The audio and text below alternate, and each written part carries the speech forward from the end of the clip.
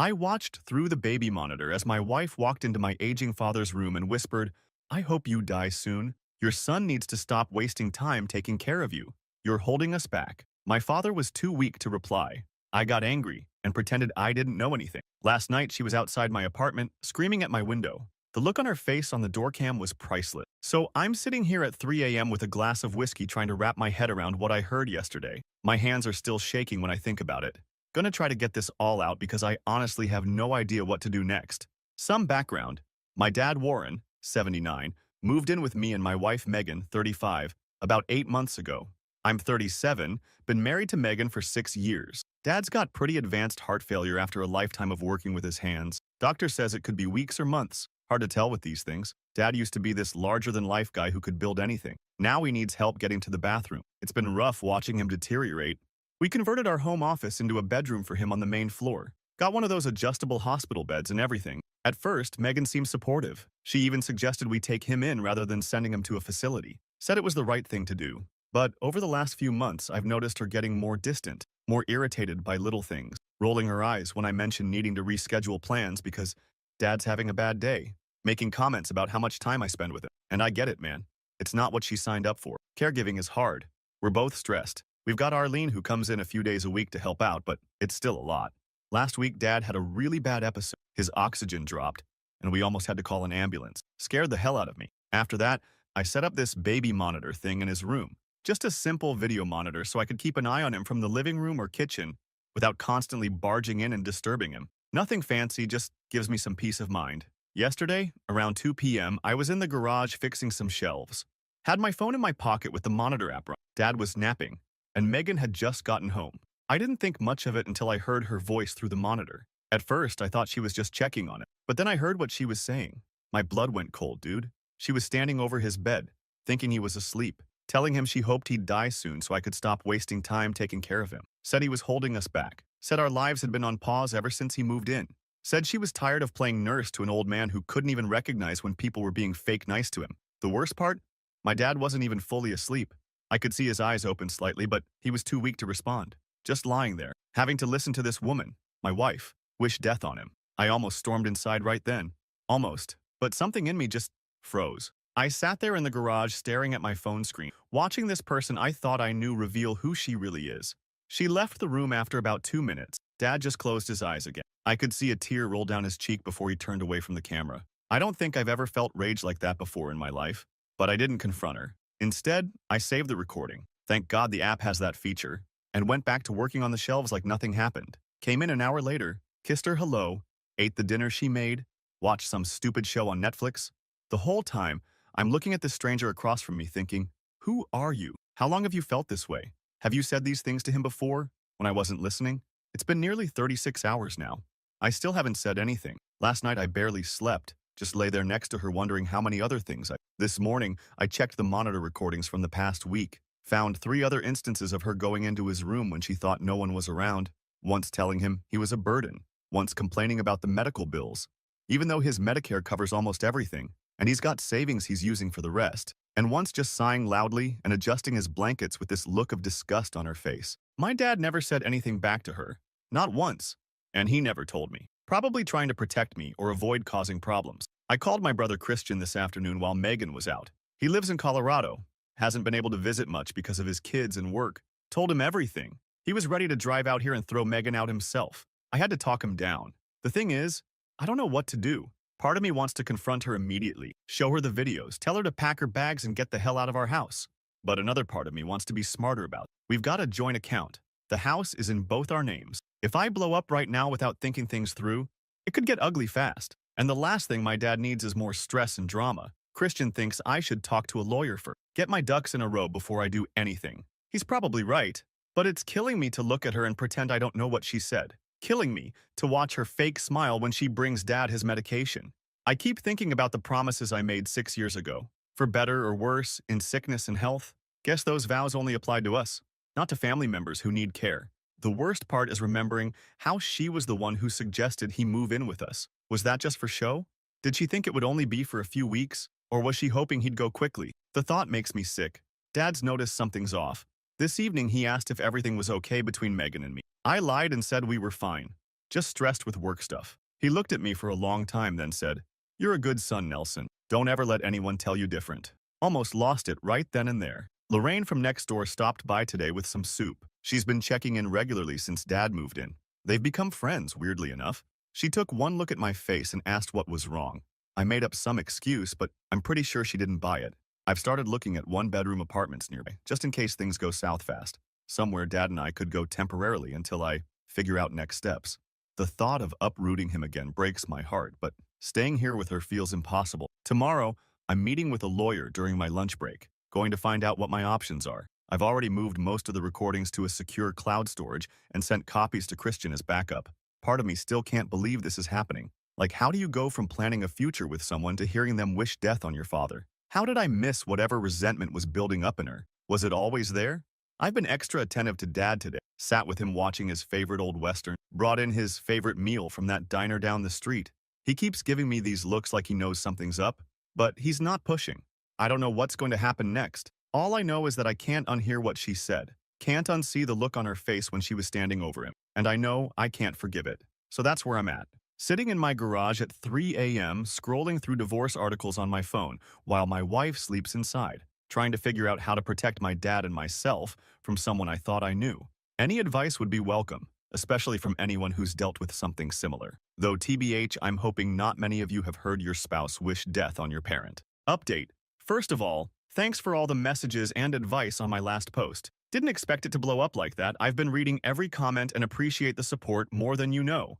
It's been a hell of a 2 weeks, so I met with the lawyer like I said I would. Turns out the recordings are completely legal in my state since it was in my house and I had legitimate reason to have the monitor, caring for my dad. That was the first bit of good news I'd had in days. The lawyer laid out my options pretty clearly, and man, hearing someone else confirm that what Megan did was beyond fucked up helped me realize I wasn't overreacting. She walked me through the divorce process, told me to start separating finances ASAP, and suggested I get more evidence if possible without being obvious about it. When I got home that day, Megan was acting like everything was normal, making dinner, asking about my day, talking about some home renovation show she wanted us to watch later.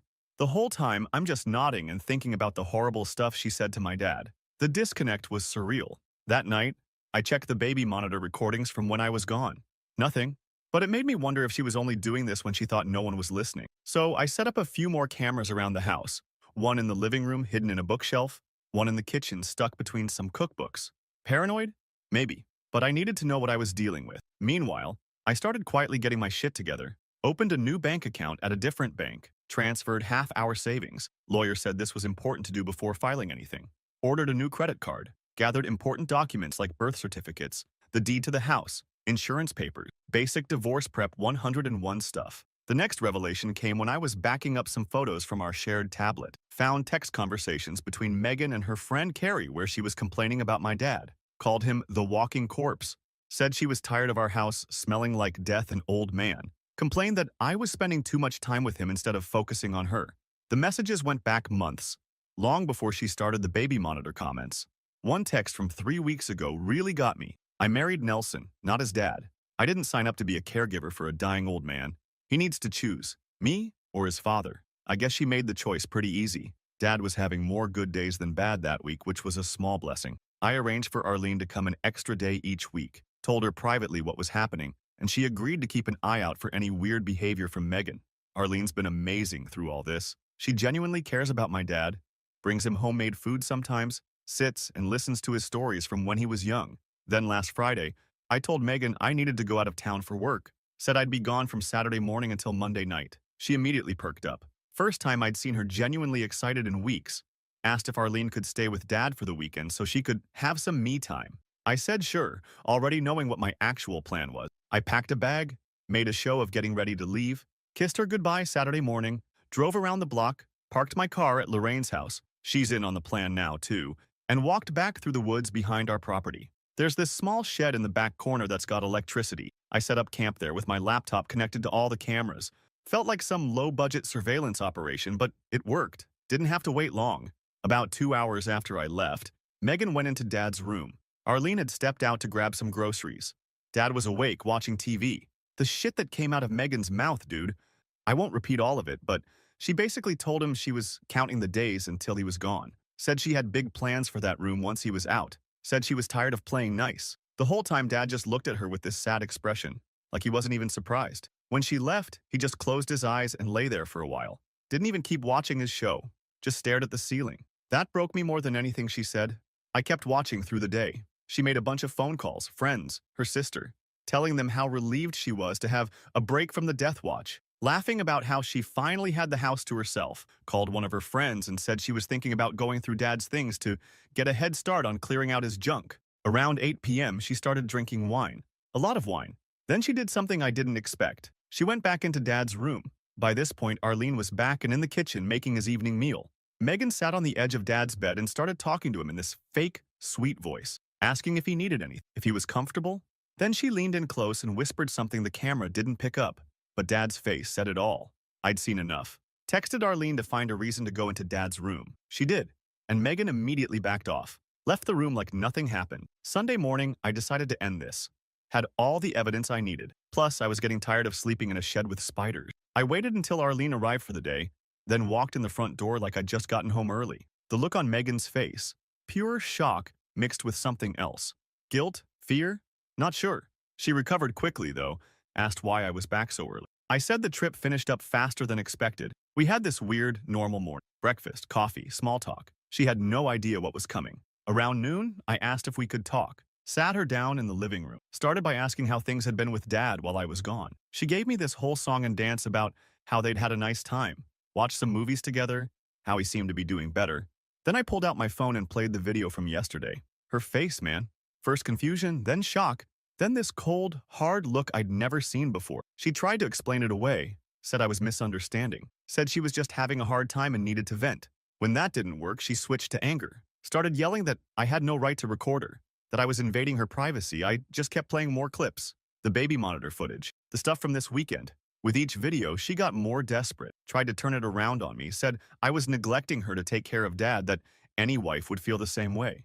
I told her I wanted her out of the house, today. Said I'd already spoken to a lawyer and was filing for divorce. That's when she really lost it. Started screaming that I couldn't throw her out, that half the house was hers. Threatened to call the police. I reminded her that my name was the only one on the deed since we bought it with money from my savings before we got married. The prenup we signed, her idea, ironically, protected my premarital assets. The house was mine. She switched tactics then. Started crying. Said she didn't mean any of it. Was just stressed and saying things she didn't mean. Begged for another chance. When I didn't budge, the tears dried up real quick. She called me every name in the book. Said I was choosing my already dead father over our marriage. Said I'd regret this. I just sat there, weirdly calm, watching this person I thought I knew completely unravel. Called my brother Christian, while she was upstairs packing. He offered to fly out, but I told him to wait. Things were messy enough already. Megan only took some clothes and personal items. Said she'd be back for the rest of her stuff with a lawyer. I changed the locks as soon as she left. Probably not legal, but at that point I didn't care. The next few days were a blur of lawyer meetings, paperwork, and taking care of Dad. I froze our joint accounts after transferring my half, canceled the credit cards we shared, contacted the landlord of a property we owned together to redirect the rent payments, changed the passwords on all our shared digital accounts. Word spread fast. Megan's sister called me, furious until I offered to play the recordings for her. She hung up before I could. Some mutual friends reached out, confused about what was happening. I didn't volunteer the recordings to everyone, just said we were separating because of irreconcilable differences. Let Megan dig her own hole, but a few close friends who I knew would stand by me, I showed them. Their reactions confirmed I was doing the right thing. Dad and I had a long talk that night. He admitted Megan had been saying these things to him for months. Said he didn't tell me because he didn't want to come between us, didn't want to be a burden. I reassured him he was never a burden, that taking care of him was the most important thing I could be doing right now. We both cried a bit. Felt good to clear the air. Things were almost peaceful for about a week. Megan stayed with a friend, only communicated through increasingly angry texts about property division. I started looking at apartments for Dad and me, just in case things got ugly with the house. Had to be ground floor, accessible bathroom, close to his doctor's. Found a few promising options. Then last night happened. I was at home with Dad eating dinner when my phone started blowing up with texts from Megan. Incoherent, angry walls of text. Apparently, she'd gone to access our investment account and found out I'd already separated my half, then tried to use a credit card that had been canceled. The financial reality of what was happening finally hit her. Around 11 p.m., there's pounding on the door. Check the doorbell camera. It's Megan, clearly drunk, screaming for me to let her in. Dad was already asleep, thankfully. I turned on the porch light and spoke through the doorbell speaker, told her to leave or I'd call the police. That just made her more angry. She started screaming about how I'd ruined her life, how I'd planned this whole thing, how I'd never loved her. The doorbell camera caught it all.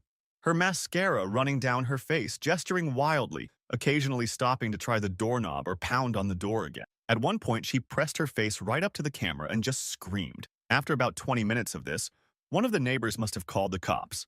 They showed up, talked to her for a while, eventually convinced her to leave with them. Officer came to the door, asked if I wanted to press charges for disturbance or trespassing.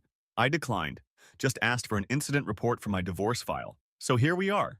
Divorce papers officially filed yesterday. Temporary restraining order in process after last night's performance. Moving plans accelerated. Dad and I will be in a new place by next week, somewhere Megan doesn't know about. The apartment manager is holding it for us even though we can't move in for a few days. Dad's taking it all surprisingly well, says he feels lighter now that everything's out in the open. Even joked this morning that he's outlived my marriage. Dark humor runs in the family, I guess.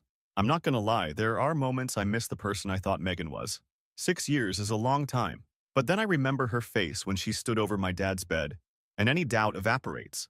Guess the moral of the story is you never really know someone until you see how they treat the most vulnerable people in your life. We'll update again when there's more to share. The look on her face on that doorbell camera really was priceless, though. Final update. Well, it's been almost 3 months since my last update, and I figured I owed you guys the finale to this whole saga. TBH, I've been putting off writing this because it meant revisiting some pretty dark moments, but I'm in a better place now. So after the doorbell camera meltdown, things escalated in ways I couldn't have predicted. Dad and I moved into that ground floor apartment I mentioned. Nothing fancy, just a 2-bedroom with wider doorways and a walk-in shower that works with his mobility issues. The property manager was cool about expediting everything once I explained the situation. Didn't even charge the pet deposit for Dad's old cat Samson, who's somehow still kicking at 16. The first week in the new place was rough. Our routines were all messed up. The kitchen was half the size we were used to, so making meals was like playing Tetris with cutting boards and pans. Dad kept getting disoriented at night, forgetting where the bathroom was. And of course, the dishwasher started leaking on day 3. Welcome to apartment life, I guess. But we adjusted. Arlene found a better route to our new place and still came 3 days a week. Lorraine from our old neighborhood even drove over once a week to play cards with Dad. Said she missed their chats. Meanwhile, Megan was busy making her life, and mine, a complete dumpster fire. It started with a social media campaign. She posted this long, rambling thing on Facebook about how I'd abandoned her and was trying to destroy her financially. Claimed I'd planned the whole thing for months. Tagged mutual friends, classic Darvo stuff. Deny, attack, reverse victim, and offender. But here's where her plan backfired spectacularly. Remember Carrie, her friend who she'd been texting all that awful stuff about my dad to? Apparently, Carrie's grandmother had just moved in with her family because of Alzheimer's. The caregiver comments hit too close to home. She actually messaged me privately asking what really happened. I didn't want to get into mudslinging, but I did send Carrie one short clip, just enough to show what Megan was really like. Carrie went radio silent for about 2 days. Then she posted a vague but pointed comment on Megan's rant. There are always 2 sides to a story. Sometimes the truth is in what gets recorded, not what gets posted. That one comment set off a chain reaction. People started DMing me, asking questions. Some of Megan's support squad quietly stepped back. Not everyone abandoned her. She still had her ride or dies who believed whatever she told them. But the tide was definitely turning. The divorce proceedings were moving forward, slower than I'd hoped, but steady. My lawyer was confident about the outcome given the evidence and prenup. But Megan wasn't going down without a fight. She started showing up at my workplace, just standing in the parking lot, watching. Security eventually told her to leave, but it was creepy AF. She'd send these long, incoherent texts at 3 a.m., alternating between begging for another chance and threatening to tell everyone what I did to her. I documented everything, adding it to what my lawyer was calling the receipts folder. Then came the financial reality check. The prenup protected most of my assets, but we still had to divide what we'd acquired during the marriage. The rental property, some investments, household item. Her spending habits over the years meant she had way less saved than she thought. And she'd quit her job 6 months ago to focus on her side business that never really materialized. About a month after we separated, I got a text from her that just said, I can't pay my credit card this month. The one with her name only, that she'd maxed out at some point. Not my problem anymore. The most surprising development was with my dad. I'd been so worried the move would accelerate his decline. But the opposite happened. Once we were away from all that tension I hadn't even fully recognized until it was gone. He started having more good days than bad. His doctor was cautious, but said sometimes removing stress can have surprisingly positive effects on heart patients. No miracle recovery or anything. He still has good and bad days, still needs help with basic tasks. But he started telling his old stories again, started asking Arlene to make his favorite foods instead of just eating whatever was put in front of him. One morning, I found him sitting on our tiny patio, just watching birds at the feeder I'd set up. He looked over at me and said, "You know, I thought I'd hate leaving the other house, but it's peaceful here." That alone made every headache with Megan worth it. Christian flew out to visit for a week. We hadn't spent that much time together in years. He helped set up Dad's new space, installed some safety bars in the bathroom, built a ramp for the small step at the front door. We stayed up late talking about stuff we'd never really discussed, how Mom's death had affected us differently, our relationships, our regrets, the kind of conversations that only seem to happen after life blows up in your face. The divorce court date was set for a Thursday in early June. My lawyer advised me to dress conservatively, speak only when spoken to, and let the evidence do the talking. I barely slept the night before, kept running through scenarios in my head. What if the judge didn't think it was a big deal? What if Megan somehow turned it around? The morning of court, I got a text from my lawyer. "Check your email now." Megan had offered a settlement, a surprisingly reasonable one. She would take only 25% of the joint assets acquired during marriage instead of the 50% she was entitled to. In exchange, I would agree to not play any of the recordings in court or share them publicly. My first instinct was to refuse. After everything she'd done, she deserved to have everyone hear those recordings. But my lawyer pointed out that this would get me exactly what I wanted. A clean break with minimal financial damage without dragging my dad's private suffering into a public courtroom. I accepted. Papers were signed that afternoon. Just like that, after months of chaos, it was legally over. When I told Dad about the settlement, he nodded slowly and said, "She was afraid of people knowing who she really is." I think he was right. For about 2 weeks, things were quiet. I started to think maybe we could all move on. Then I got a call from Lorraine. Megan had shown up at our old house, clearly drunk, trying to get in with her old key, which didn't work since I'd changed the locks. When she couldn't get in, she started yelling at Lorraine, who was outside watering plants. Lorraine, who is like 70 but takes no shit, told her the house was being sold and she needed to leave before she called the police.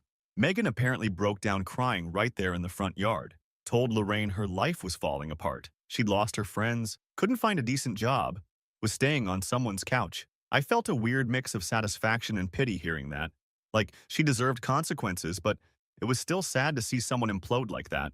The final confrontation happened last week. I was coming home from grocery shopping, arms full of bags, when I spotted her sitting in her car across from our apartment building. She'd finally found where we lived. Great. I set the groceries down by the door and walked over, asked what she was doing here. She looked rough, hair unwashed, dark circles under her eyes. For a second, I saw flashes of the woman I'd married, and it was disorienting. She said she just wanted to talk, said she'd been doing therapy, realized how toxic she'd been, wanted to apologize to my dad.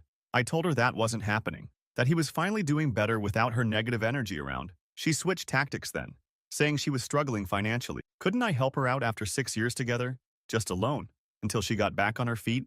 I almost laughed. Told her the settlement was her help, that she could have fought for more but chose privacy over money. That decision had consequences. Her face changed then. The mask dropped completely. Started saying I'd ruined her life, that I'd turned everyone against her, that I'd blown things out of proportion. I just stood there, watching her spiral, feeling nothing but exhaustion. Finally said, "Look, we're done here. Don't come back or I'll file for a permanent restraining order. I've got enough footage from the apartment security cameras now to make that happen." The look on her face when she realized I had yet more evidence, priceless. She started her car and drove off. Haven't heard from her since. Inside, Dad was watching a documentary with Arlene. They both looked up when I came in with the groceries, and Dad immediately knew something was up. He's always been weirdly perceptive that way. Asked what happened, and I told them briefly about Megan showing up. That night, after Arlene left, Dad motioned for me to sit with him. He was having a good day, more alert than usual. Said he wanted me to know something important, that watching me stand up for him, for both of us, against Megan, had reminded him of his own father. Said it made him proud to see me refuse to let someone mistreat the people I love, even when it would have been easier to look away. Coming from my dad, who's never been big on emotional conversations, this hit hard. We closed on the sale of the old house yesterday. I'm using my portion to pay off the apartment lease for a full year and setting aside money for Dad's ongoing care. The weight that's lifted knowing we have that security is immense. Life isn't perfect now. The apartment's garbage disposal broke last week. Dad had a rough few days where his breathing was bad. I'm still single and not particularly interested in dating anytime soon. But we're stable, We're okay. I've been thinking a lot about what I missed in my relationship with Megan, the red flags I ignored or explained away, the gradual erosion of empathy I didn't notice until it was gone, the way she'd subtly isolate me from friends who weren't supportive enough of her, the constant moving of goalposts. First, she wanted marriage, then a house, then for me to change jobs, then for Dad to not be our problem. Nothing I can do about the past, but I'm a hell of a lot wiser about who I let into my life now. So that's the update. Not the neat, tidy Hollywood ending where the villain gets some dramatic public comeuppance. Just a quiet rebuilding. A father and son eating takeout and watching baseball in a modest apartment. And somewhere across town, a woman living with the consequences of showing who she really is.